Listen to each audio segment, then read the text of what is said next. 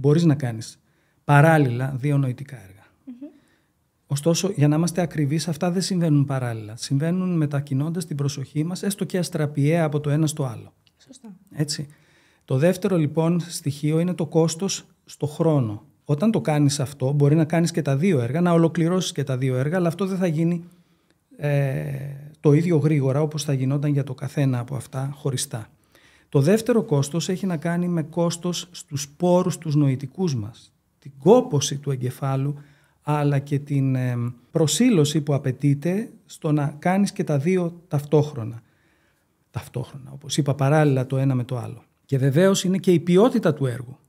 Αν προσπαθείς να γράψεις μια εργασία στο Word, στον επεξεργαστή κειμένου, και την ίδια στιγμή να παρακολουθείς το αγαπημένο σου podcast στο ραδιόφωνο ή με τα ακουστικά σου, προφανώς μπορεί να τα κάνεις και τα 2.